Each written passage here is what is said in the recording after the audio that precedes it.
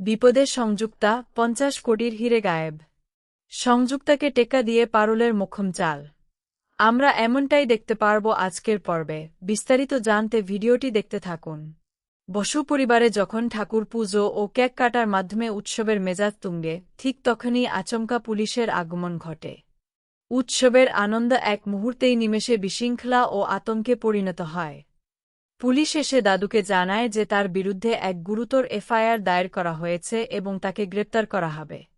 আনন্দে মেতে থাকা পুরো পরিবারটি আচমকা এই চরম অপ্রীতিকর পরিস্থিতির মুখোমুখি হয়ে স্তম্ভিত হয়ে পড়ে।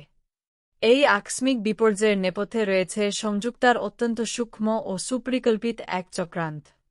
পারুলদের কোম্পানির এক কর্মচারীকে মোটা অঙ্কের টাকা ও হীরের প্রলোভন দেখিয়ে সে নিজের দলে টেনে নিয়েছিল। কাজ হাসিল হতেই সেই কর্মচারী ফোন করে সংযুক্তাকে জানায় যে বসু পরিবারকে চুরির মামলায় ফাঁসানোর প্রথম ধাপ সফল হয়েছে। পরিবারটি যখন উদযাপনে মগ্ন ও অসতর্ক ছিল, ঠিক সেই সুযোগেই কাগজে-কলমের চক্রান্ত বাস্তবে রূপ পায়। দাদুর বিরুদ্ধে মিথ্যা অভিযোগ ওঠার পর পারুল ও তার পরিবারের সামনে এখন সবচেয়ে বড় চ্যালেঞ্জ হল এই কুটিল চক্রান্ত থেকে বেরিয়ে আসা। সংযুক্তা প্রতিটি চাল অত্যন্ত হিসেব কষে চালছে, যা সবার মনে গভীর উদ্বেগের সৃষ্টি করেছে। তবে এই কঠিন পরিস্থিতিতেও পারুল ভেঙে পড়েনি, কারণ সে মোটেও সহজে হার মানার পাত্রী নয় এবং এই বিপদের মোকাবেলা করতে সে প্রস্তুত। গল্পের পরবর্তী মোড়ে মোনালি সংযুক্তাকে জানাবে যে তাদের ৫০ কোটি টাকার হিরে শেষ পর্যন্ত হাতছাড়া হয়ে গেছে।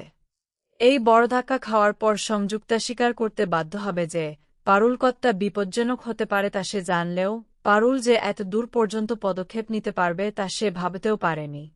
সংযুক্তার হিসাবের এই ভুল তাদের বড় বিপদে ফেলে দেয়। অন্যদিকে পারুল রায়ানকে পাশে নিয়ে এক নতুন লড়াইয়ের অঙ্গীকার করে। রায়ানকে যারা কষ্ট দিয়েছে তাদের সবাইকে উপযুক্ত শাস্তি দেওয়ার প্রতিশ্রুতি দেয় সে। এর পরপরই মল্লারকে ঘরবাড়ি সাজানোর নির্দেশ দিয়ে পারুল ইঙ্গিত দেয় যে পরের দিন বাড়িতে আবার উৎসব হবে। ৫০ কোটির হিরে হাতছাড়া হওয়ার পর এই নতুন উৎসবের আড়ালে পারুল ঠিক কী পদক্ষেপ নিতে চলেছে তা নিয়েই তৈরি হয়েছে মূল কৌতূহল।